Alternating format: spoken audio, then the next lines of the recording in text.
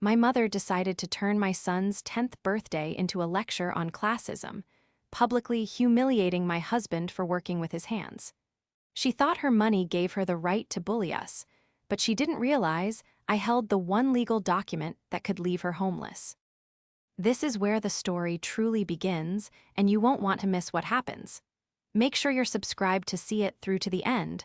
We're always curious. Where in the world are you all watching from today? Let us know in the comments. The silence that fell over the patio was absolute. It wasn't the comfortable silence of a lull in conversation, nor the anticipatory silence before a toast. It was a vacuum, a sudden, violent removal of all air from the space, leaving everyone gasping.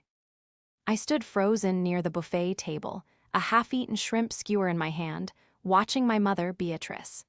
She was standing by the three-tiered custom cake, her hand resting possessively on the shoulder of my son, Leo, who had just turned 10. Leo, whose face was currently crinkled in confusion, his eyes darting from his grandmother to his father. Mark, my husband, was standing a few feet away.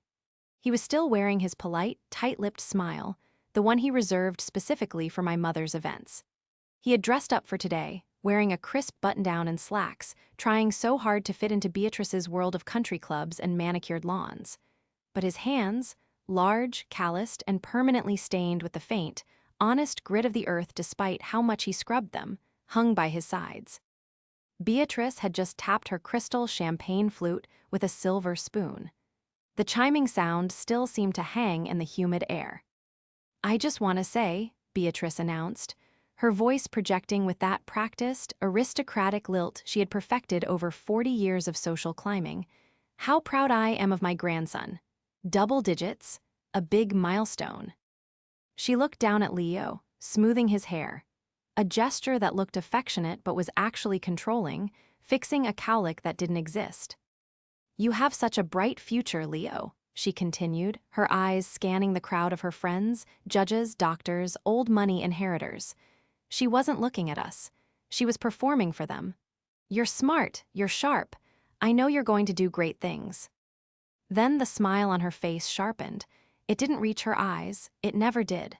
She turned her gaze slowly, deliberately toward Mark. "Study hard, sweetie," she said, her voice dropping just an octave, loud enough for every single person on the sandstone patio to hear clearly. "You need to focus on your education. You don't want to end up like your father." The wind seemed to stop. A bird chirped somewhere in the distance, sounding obscenely cheerful against the sudden, crushing weight of the insult. "Excuse me," Mark said. His voice was quiet, cracked. Beatrice laughed, a light, tinkling sound that made my stomach turn. "Oh, don't be sensitive, Mark. I just mean Leo has the potential for, well, intellectual pursuits. Not everyone is cut out for manual labor. Digging holes is fine for some, but I want more for Leo." Mark owns a landscape construction firm. He designs and builds complex retaining walls, water features, and architectural gardens. He is an artist who works with stone and soil. But to Beatrice, he was just the help that her daughter had unfortunately married. I looked at Leo. His lip was trembling. He looked at his dad, looking for reassurance, looking for the hero he knew, but seeing the shame that Beatrice had just painted over him. Something inside me, a tether that had been fraying for a decade, finally snapped. It wasn't a loud snap. It was a quiet, definitive severance. I placed the shrimp skewer back on the porcelain plate with a soft clink. "That's it," I said. I didn't scream. I didn't throw wine in her face, though the urge was so strong my fingers twitched. Instead, I walked over to the table where Leo's pile of gifts sat, gifts from people who didn't really know him, expensive gadgets selected by personal shoppers. "Edith," Beatrice looked at me, feigning innocence. "What are you doing?" "Leo, get your shoes," I said, my voice steady, betraying none of the earthquake happening in my chest. Mark grabbed the cooler. "Edith, don't be dramatic," Beatrice scoffed, taking a sip of her champagne. "We haven't even cut the cake. I ordered the Belgian chocolate ganache you like." I turned to her. For the first time in my life, I didn't feel the shrinking sensation I usually felt under her gaze. I felt 10 feet tall. You just insulted my husband and humiliated your grandson at his own party, I said, projecting my voice so her friends in the back, the judge, the senator's wife, could hear every syllable. You told a 10-year-old that his father, a man who built a business from nothing, is a failure. I said no such thing, she gasped, clutching her pearls in a caricature of shock. I was merely encouraging education. You were being cruel, I cut her off. And I'm done, we are leaving. I grabbed Leo's hand. He was crying now, silent tears tracking through the birthday face paint on his cheek. Mark was already moving, his face set in stone, picking up our bags. If you walk out that gate, Edith, Beatrice hissed, abandoning the sweet grandmother act, her voice dropping to a venomous whisper, don't expect a cent for his college fund. You hear me? I will cut you off. I looked at her, really looked at her. I saw the fear behind the makeup. She needed control like she needed oxygen, and she just realized she was suffocating. Keep your money, mother, I said. Leo has a father who can provide for him, and unlike you, he knows how to build something that lasts. I turned my back on her. As we walked through the garden gate, leaving the stunned silence of the party behind, I knew I had just started a war. But as I gripped Mark's hand and squeezed Leo's shoulder, I knew something else, too. Beatrice thought she held all the cards because of the family trust. But the betrayal was worse than the insult itself. It was the realization that she would sacrifice her grandson's happiness just to score a point against my husband. The walk to the car was a blur of gravel crunching under our feet and the distant, murmuring hum of the party resuming behind us. Beatrice would be spinning the narrative already. I could practically hear her voice echoing off the high stone walls of her estate. Poor Edith, she's always been so unstable. Mark has turned her against me. I was only trying to help. We got into our SUV, a sturdy, practical vehicle that smelled of potting soil and peppermint gum. Mark got into the driver's seat and gripped the steering wheel so hard his knuckles turned white. Leo climbed into the back, buckling his seatbelt with a click that sounded like a gunshot in the quiet cabin. For the first 5 minutes of the drive, nobody spoke. The silence was thick, heavy with the residue of Beatrice's poison. I watched the manicured hedges of my mother's neighborhood give way to the more rugged, tree-lined streets of our part of town. Then, a small voice from the back seat broke us. Is Dad's job bad? My heart shattered. I spun around in my seat to look at Leo. He was wiping his eyes with the back of his hand. No, Leo, I said fiercely. No, Dad's job is amazing. Dad is an artist. You know the park downtown? The one with the big stone fountain where we sail your boats. Leo nodded. Dad built that, I said. He built it with his hands and his brain. Grandma doesn't understand that. She thinks the only way to be smart is to sit in an office. Mark let out a breath, a long, shaky exhale. He reached over and took my hand, squeezing it. His palm was rough, warm, and solid. I'm sorry, guys, Mark whispered, his eyes fixed on the road. I shouldn't have let her get to me. I ruined the party. You did not, I said, my voice rising with indignation. She ruined it. She planned that, Mark. She waited until the toast. She waited until everyone was watching. That wasn't an accident. It was a sniper shot. My phone buzzed in the cup holder. Then it buzzed again, and again. A rapid-fire assault of notifications. I looked down, Beatrice. Text, you are making a scene over nothing. Come back immediately. Text, the judge is asking where you went. This is embarrassing. Text, pick up your phone, Edith. Text, you are being an ungrateful brat. Mark is poisoning you. Don't look at it, Mark said gently. I'm not, I lied.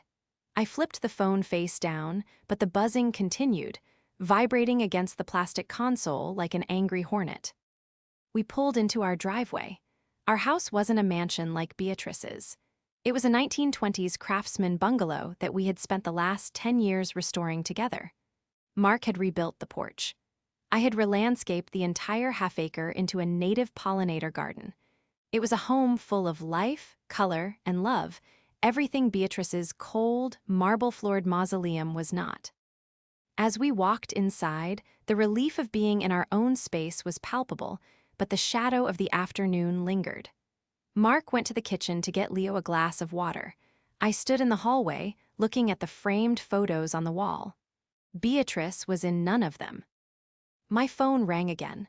This time I answered. "What?" I said, not bothering with a greeting. "You have humiliated me," Beatrice's voice shrieked, devoid of the polished charm she used in public. "Do you know what people are saying? That I raised a rude, impulsive daughter who married beneath her. They're probably saying you're a bully who attacks children on their birthday," I countered, leaning against the wall for support. My legs felt weak. "I was helping him," she screamed. "Someone has to. You let him run wild in the dirt with that laborer you married. I am trying to secure his future. If you think I'm going to let you keep my grandson away from me, you are delusional. I have rights, Edith. I have money." "Money," I repeated, a cold calm washing over me. "That's all you have, isn't it?" "It's what runs the world, darling," she spat. "And without me, you'd be living in a gutter. Don't forget who paid for your veterinary school. Don't forget who the executor of the family trust is." "I haven't forgotten, Mother," I said softly, "but you seem to have forgotten something too."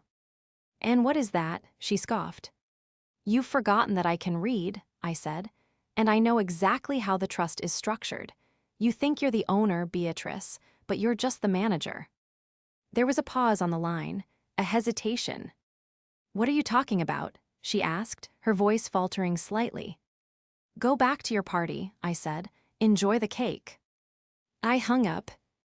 My hands were shaking, but not from fear anymore. It was adrenaline.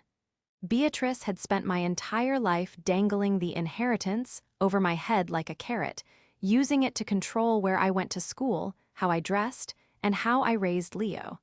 She truly believed she was the source of all our stability. But she had forgotten one crucial thing. The trust wasn't hers, it was my father's, and she had been getting very, very sloppy with the paperwork. To understand why walking out of that party was such a monumental act of rebellion, you have to understand Beatrice. And to understand Beatrice, you have to understand the lie she had been living for 30 years. My father, Richard, was the source of the money. He was a brilliant patent attorney who had invested wisely in the tech boom of the 90s. He was also a kind, quiet man who loved birdwatching and hated conflict. Beatrice steamrolled him. She spent his money on galas, on committees, on maintaining an image of old money, aristocracy that she hadn't actually been born into. She was the daughter of a gas station owner from Ohio who had reinvented herself the moment she got a ring on her finger. When Dad died 5 years ago, Beatrice didn't mourn him so much as she mourned the loss of her buffer. Without him there to soften her edges, she became jagged. She turned all that critical energy onto me. I became a veterinarian because I loved science and I loved animals, but Beatrice told everyone I was in medicine. When I started dating Mark, she refused to acknowledge his profession for 3 years. She told her friends he was in real estate development. "Why do you let her talk to you like that?" Mark had asked me years ago, after Beatrice had critiqued my weight, my hair, and my choice of curtains in a single 10-minute visit. "Because she's family," I had said, the automatic excuse of the abused, "and because she's lonely." But it wasn't just loneliness, it was malice. That evening, after Leo was in bed, I sat in my home office. It was a messy room, filled with stacks of veterinary journals and Mark's blueprints. I opened the bottom drawer of my filing desk and pulled out a thick, dusty folder. The Richard J. Sterling Family Trust. Beatrice had always handled the lawyers. She had always signed the checks. She made a big show of disbursing funds to me for things like Leo's private school tuition or house repairs, always accompanied by a lecture about gratitude and fiscal responsibility. But 6 months ago, a letter had arrived at my house by mistake. It was a bank statement for the trust. Usually, these went to Beatrice's accountant. I had opened it without thinking. I saw withdrawals, massive ones, $15,000 to elite event planning, $22,000 to luxury voyages, $8,000 to Saks Fifth Avenue. The trust was designed to support the health, education, and maintenance of the beneficiaries. Beatrice was the trustee, yes, but I was the primary beneficiary, and Leo was the secondary. The trust allowed for her reasonable living expenses, but it was strictly protected against waste and frivolous depletion. I hadn't said anything at the time. I was too scared of the confrontation. I had just tucked the statement away, a secret weapon I hoped I'd never have to use. But tonight, as I replayed the image of Mark's humiliated face and Leo's tears, the fear evaporated. I opened my laptop and Googled the name of the law firm that managed the trust: Harrison, Finch and Associates. Then, I looked up the name of the specific partner listed on the documents: Charles Vance. Beatrice had mentioned Charles before. She called him Charlie. She bragged about their lunches. She hinted that he helped her move things around. The antagonist wasn't just my mother. It was the system she had built around herself: the enablers, the sycophants, and potentially, a crooked lawyer who was helping her drain my father's legacy to fund her socialite fantasies. She had called Mark a failure. She had told Leo not to be like him. I looked at the bank statement again. Beatrice wasn't just mean, she was a thief. And she was stealing from her own grandson. "You want a war, Mother?" I whispered to the empty room. "Okay, let's see how you do when the ATM stops spitting out cash." I picked up my phone and dialed a number. It wasn't the family lawyer. It was a friend from vet school, Sarah. Sarah, whose husband just happened to be a forensic accountant for the state prosecutor's office. "Hey, Sarah," I said when she picked up. "I know it's late, but I need a favor, a big one." The following Tuesday, I sat in a sterile, fluorescent-lit conference room that smelled faintly of dry erase markers and stale coffee. Across the table sat Dave, Sarah's husband. Dave was a man who looked like he was made of beige corduroy and patience. He was the kind of person you wouldn't look twice at in a grocery store, but in a room full of chaotic financial data, he was a shark. "Okay, Edith," Dave said, adjusting his glasses and sliding a stack of printouts toward me. "I've gone through the preliminary statements you sent over, and I have to ask, did you authorize a capital improvement loan for a property in the Caymans?" I blinked, my coffee cup pausing halfway to my mouth. "A what? No, I've never been to the Caymans. I've barely been to Florida." Dave sighed, a long, heavy sound that seemed to deflate his entire posture. He tapped a line on the spreadsheet with a pen cap. "Well, according to this, the Richard J. Sterling Trust lent $200,000 to a shell company registered in Georgetown 3 months ago. The signatory for the loan, Beatrice Sterling." I felt the blood drain from my face. $200,000. That was Leo's college tuition. That was the down payment on the expansion Mark wanted for his business. That was my father's life work. Is it legal?" I asked, though I already knew the answer. "It's a gray area if she can argue it's an investment for the trust's growth," Dave explained, his voice devoid of emotion, strictly professional. "But looking at these other transaction fees, Edith, she's treating this trust like a personal piggy bank. There are consulting fees paid to her friends. There are administrative costs that exactly match the price of a first-class ticket to Paris. If this goes in front of a probate judge, she's not just going to lose her trusteeship. She could be looking at criminal charges for breach of fiduciary duty." I stared at the numbers. They weren't just digits, they were betrayals. Every zero was a lie she had told me about tightening our belts. Every comma was a criticism she had leveled at Mark for not making enough money. "She told us we couldn't afford a math tutor for Leo last year," I whispered, the anger rising in my throat like bile. "She said the market was down. She said the trust was underperforming." "The market is up 12%, Dave said dryly. "The trust is underperforming because she's looting it." I left Dave's office with a heavy banker's box of evidence and a stomach full of lead. I drove to Mark's job site instead of going home. I needed to see him. I needed to see something real. Mark was standing in a muddy trench, directing a crew as they lowered a massive slab of limestone into place for a retaining wall. He was sweating, his boots caked in clay, shouting instructions over the roar of a mini excavator. When he saw me, he signaled the operator to cut the engine. He jogged over, wiping his forehead with his forearm. "Everything okay? Is it Leo?" "Leo is fine," I said, leaning against the hood of my car. "But my mother is going to jail." I laid it all out for him right there, amidst the noise of the construction site. I told him about the Caymans, the shopping sprees disguised as office expenses, the slow, parasitic draining of our son's future. Mark listened, his face hardening. He didn't look surprised exactly. He looked resigned. "She always looked down on me for working with my hands," Mark said quietly, kicking a clod of dirt against the tire. "Meanwhile, she's never done an honest day's work in her life. She's just stealing yours." "I have to stop her, Mark," I said. "Dave says we need to file an emergency petition to remove her as trustee. We have to freeze the accounts." "Do it," Mark said, his eyes meeting mine. They were fierce, protective. "She came for our son, Edith. She tried to shame him. You don't owe her protection anymore." "It's going to get ugly," I warned him. "She'll scorch the earth. She'll come after your reputation. She'll try to turn the family against us." Mark laughed, a short, sharp bark of a sound. He reached out and took my hand, his calloused thumb rubbing over my knuckles. "Let her try. I build walls for a living, Eddie. Let's see if she can break one of mine." The confrontation didn't happen in a courtroom.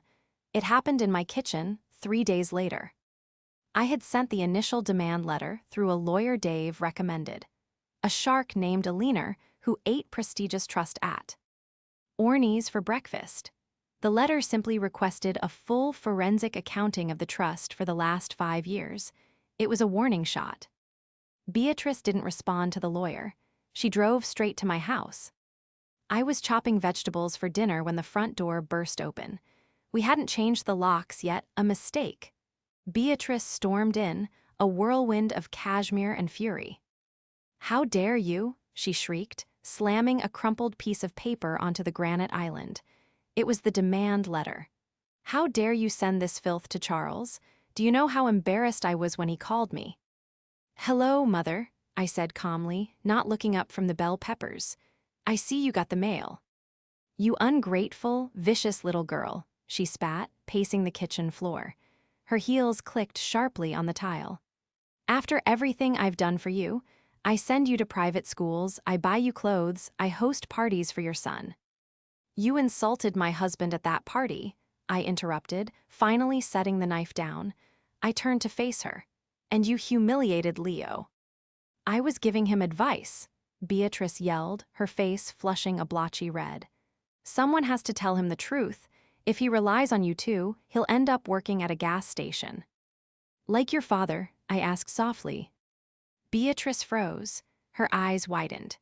It was a low blow, bringing up her humble origins, but I was done playing by the rules of polite society. "My father was a businessman," she hissed. "Your father pumped gas, Mother, and there's no shame in that. He worked hard," I said, stepping closer to her.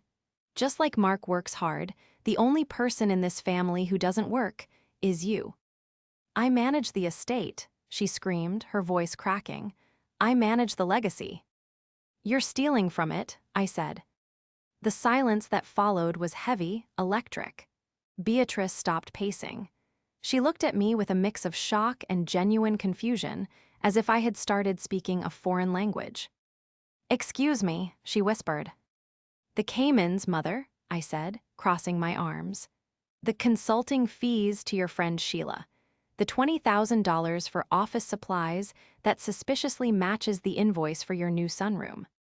Beatrice scoffed, waving her hand dismissively. "You don't understand finance, Edith. Those are necessary leverage strategies. Charles and I have a system." "Charles is a crook," I said, "and you're a thief. I know about the $200,000, Beatrice. I know it's gone." Beatrice's face shifted. The shock vanished, replaced by a cold, sneering mask of superiority. She stepped forward, invading my personal space, smelling of expensive perfume and gin. "So what?" she said, her voice dropping to a menace. "It's my money, Edith. Richard earned it, and I spent my life supporting him. I deserve it. Do you think I'm going to live like a pauper so you can buy more dog food and flannel shirts for your husband?" "It's not your money," I said, my voice shaking with rage. "It's a trust for me, and for Leo. You are the trustee. You have a fiduciary duty." "I have a duty to maintain the family standing," she shouted. "Which includes my standing. If I look poor, we look poor. I did what I had to do to keep us in the circles that matter." "You stole from your grandson to impress people who don't even like you," I said. Beatrice laughed. It was an ugly sound. "You think you can stop me? I'm the trustee, Edith. I have broad discretion. Charles drafted that document specifically to give me power. You can sue me if you want. I'll drag it out for 10 years. I'll spend every last dime of your inheritance on my legal defense. By the time I'm done, there won't be a penny left for Leo." She leaned in close, her eyes glittering with malice. "Drop this, Edith. Apologize to me, or I will bankrupt this trust so fast your head will spin, and then I'll sue for visitation rights. I'll tell the court Mark is an unfit father. I'll tell them you're unstable. I have judges in my phone contacts, darling. Who do you have? A man who digs ditches." She grabbed the demand letter off the counter, crumpled it into a ball, and threw it at my chest. "Fix this," she commanded, "or I will destroy you." She turned and marched out of the house, slamming the door so hard the pictures on the wall rattled. I stood there for a long time, listening to the silence of the house. She had admitted it. She didn't care about the morality of it. She only cared about winning. And she was right about one thing: she would burn the money just to spite me. But she was wrong about who I had. I didn't just have a ditch digger, I had a partner. And I had the truth. Beatrice made good on her threat immediately. The next morning, Mark's business line began ringing. It was the bank. His line of credit, which he used to buy materials for big jobs, had been frozen. Beatrice hadn't done it legally. She had simply called the bank manager, a man she played bridge with, and whispered that Mark was unda. Our investigation for fraud. It was a lie, a complete fabrication, but in a small town, a whisper from a Sterling was enough to pause everything. Then came the calls from the family. Aunt Linda, my father's sister, called me in tears. "Edith, your mother says you're on drugs," Linda sobbed. "She says you pushed her at your house. She says you're keeping Leo from her because you're having a breakdown." "It's not true, Linda," I said, trying to keep my voice steady while I paced the living room. "She's stealing from the trust. I have proof." "Oh, honey," Linda sighed, her voice dripping with pity. "Beatrice said you'd say that. She said you're paranoid. She's worried about Leo. She's talking about calling Child Protective Services." I hung up the phone, my hands trembling. She was going nuclear. She was attacking my motherhood.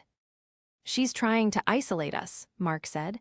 He was sitting at the kitchen table, reviewing his frozen accounts on his laptop. He looked tired, older than he had a week ago. "She wants us to panic.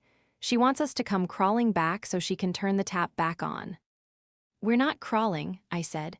"We're running to the courthouse." We met with Alina, the aggressive trust attorney, that afternoon. I brought everything: the statements Dave had found, the text messages, and a recording.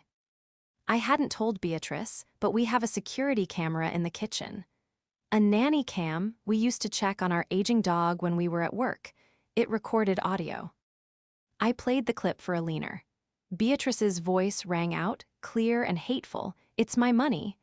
I'll drag it out for 10 years.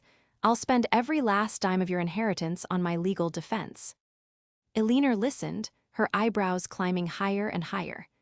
When the clip ended, she sat back in her leather chair and let out a low whistle. "Well," Alina said, a shark-like grin spreading across her face, "that changes things." "Is it enough?" I asked. "It's evidence of intent to commit waste," Alina said.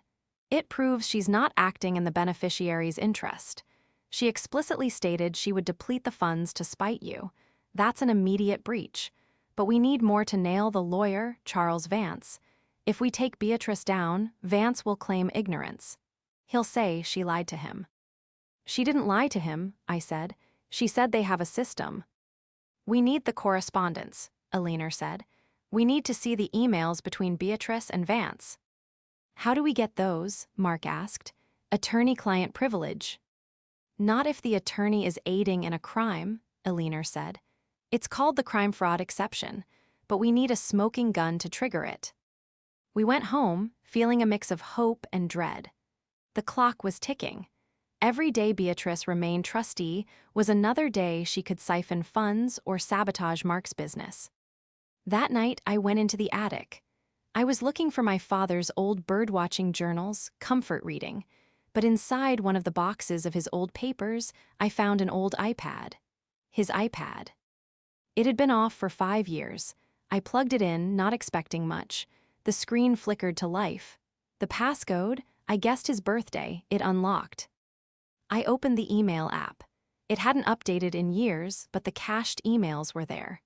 And there, in the Sent folder, was an email from 5 years ago, 2 weeks before Dad died. Subject: concerns regarding Beatrice. To Charles Vance. My heart hammered against my ribs. I opened it. Charles, I am concerned about Beatrice's spending. I want to restructure the trust to require a co-signatory for any withdrawal over $5,000. I want Edith to be that co-signatory. Please draft the paperwork immediately. I will come in on Monday to sign. He died on Sunday. I scrolled to the response from Charles Vance. Richard, I will have the papers ready. We can discuss this on Monday. I sat back on the dusty attic floor, tears streaming down my face. Dad knew. He knew she would do this. He tried to protect us. But then I saw the next email. It was dated 2 days after Dad died. From Beatrice to Charles Vance. Charles, regarding the draft Richard requested, destroy it. We will proceed with the original arrangement. I will make sure you are compensated for the extra administrative burden. And Charles's reply, understood, Beatrice. My condolences on your loss. I will bill the consulting fee to the main account as discussed. I gasped loud enough that Mark heard me from downstairs.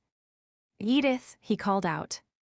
I got them, I screamed, scrambling down the attic stairs, clutching the iPad like it was a holy relic. Mark, I got them both.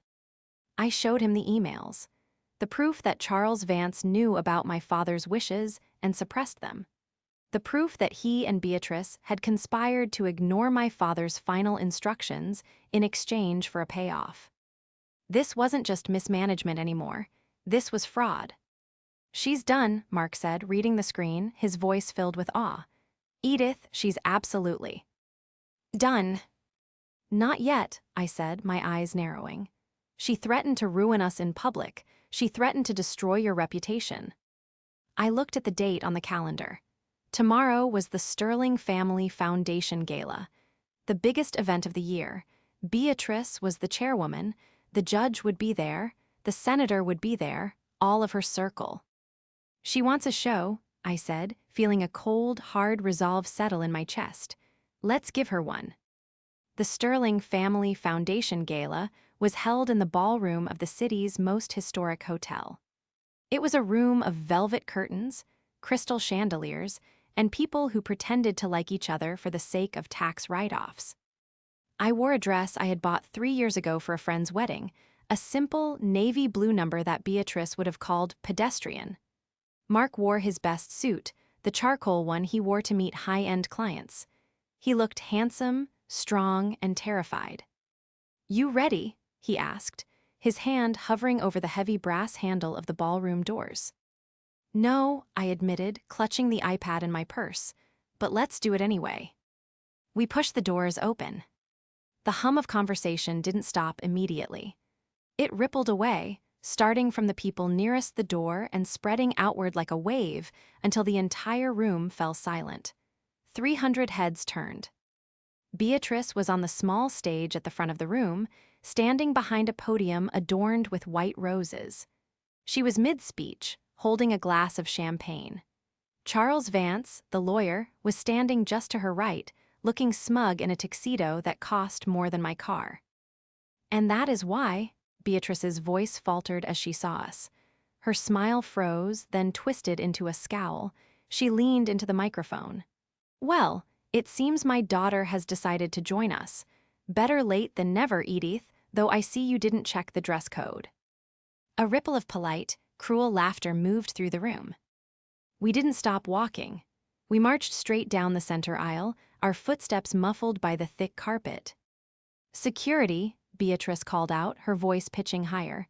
Please escort them out. This is a private event for donors. Two large men in suits stepped forward from the edges of the room. I am a donor, I said, my voice projecting clearly without a microphone. In fact, I'm the biggest donor here, since every cent my mother has donated in the last 5 years was stolen from me. The gasp that went through the room was audible. Beatrice turned white. Charles Vance took a step forward, his face flushing red. That is slander, Charles shouted, pointing a finger at me. Get them out of here, now. It's not slander if it's in writing, Charles, I said, holding up the iPad. We reached the front of the room. I didn't climb the stage. I stood right in front of it, looking up at them. I turned to face the crowd, the judge, the senator, the movers and shakers of the town. My mother told you all that my husband was a failure, I said, gesturing to Mark, who stood like a sentinel beside me. She told my son that he shouldn't be like his father. She claimed she was the guardian of the sterling legacy. Edith, stop this madness, Beatrice screamed. She looked frantic, her eyes darting around the room, seeing the curiosity turning to suspicion in the eyes of her friends. You are having a breakdown. Don't listen to her. She's mentally ill. Am I? I asked. I unlocked the iPad and tapped the screen. I had already connected it via Bluetooth to the room's audio system, a trick Mark had figured out while we were waiting in the lobby. The system was open for the DJ. I hit play on the audio, recording from my kitchen. Beatrice's voice, shrill and undeniable, boomed through the speakers of the ballroom. It's my money, Edith. I'll drag it out for 10 years. I'll spend every last dime of your inheritance on my legal defense. Fix this, or I will destroy you. The silence in the room was deafening. Beatrice stood frozen, her mouth open, the color draining from her face until she looked like a wax figure. I cut the audio, then I held up the iPad again. And Charles, I said, turning to the lawyer who was now loosening his tie with a trembling hand. I have the emails. The ones where my father asked you to protect the trust from her, and the ones where you agreed to destroy that request in exchange for a $20,000 kickback disguised as a consulting fee. I looked at the judge, sitting in the front row. He was a stern man who had known my father for 30 years. He was staring at Charles Vance with a look of absolute disgust. Judge, I said, I have the timestamps. I have the bank records showing the transfer from the trust to Mr. Vance's personal LLC 2 days after my father's funeral. Beatrice lunged for the microphone, knocking the stand over with a screech of feedback that made everyone cover their ears. Lies, she shrieked, no longer the poised socialite but a cornered Nimble, she forged it, she's jealous. She's jealous of my life. Your life is a lie, Mother, I said, my voice quiet but carrying in the stunned silence. You didn't build this legacy. Dad did, and Mark builds his legacy every day with his own hands. You're the only one here who has never built a thing. I turned to the crowd. Enjoy the party, I said, but I wouldn't cash any checks from the foundation tonight. The accounts are frozen as of this morning. I felt Mark's hand on my back, warm and steady. Let's go, Eddie, he whispered. We turned and walked away. Behind us, chaos erupted. I heard the judge shouting at Charles. I heard Beatrice sobbing, screaming for someone to help her, but for the first time in her life, no one moved. The circle she had curated, the status she had worshipped, dissolved in an instant. They didn't step forward to comfort her. They stepped back, terrified of the scandal, leaving her alone on the stage with her overturned roses and her spilled champagne. We walked out of the hotel and into the cool night air. My legs finally gave out and I stumbled. Mark caught me. You did it, he said, pulling me into a hug that lifted me off my feet.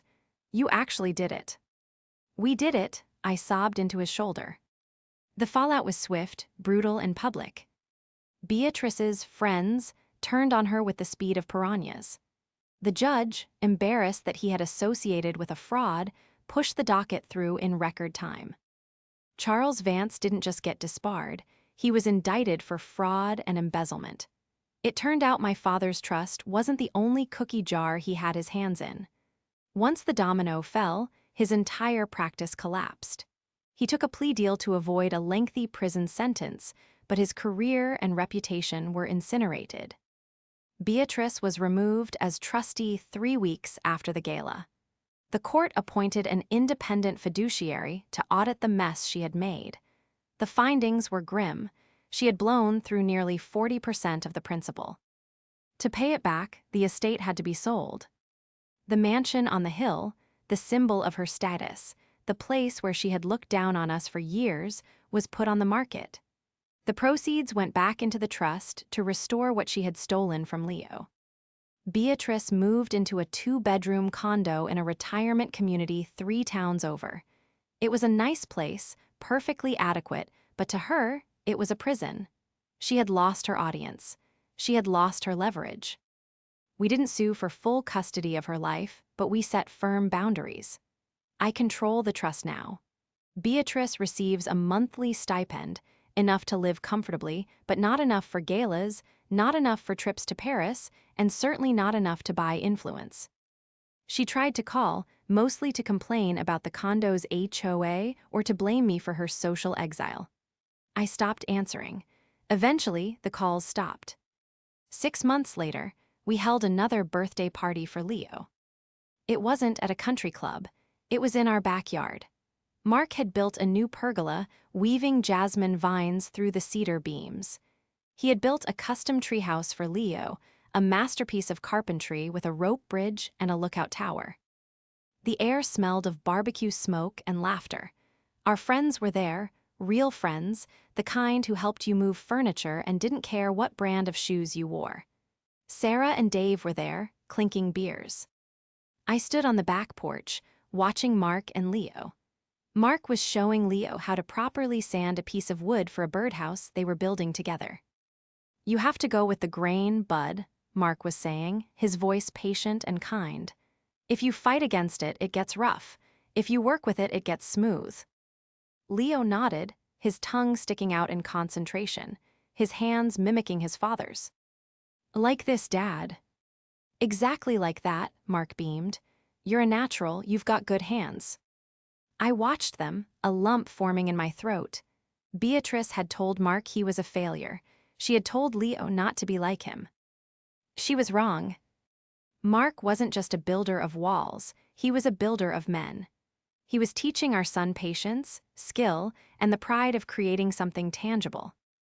I walked down the steps and wrapped my arms around Mark's waist from behind, resting my cheek on his back. He smelled of sawdust and safety. Happy? He asked, turning his head to kiss my forehead. Deliriously, I said. I looked at Leo, who was laughing as he hammered a nail, surrounded by people who loved him for who he was, not for what he could become. We had the money now, the trust was secure. Leo could go to any college he wanted. He could be a doctor, a lawyer, or a landscape architect. But as I watched him high-five his father, his hands dusty and his smile wide, I knew the truth.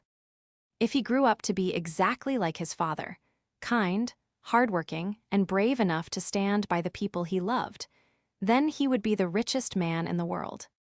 And that was a legacy money couldn't buy.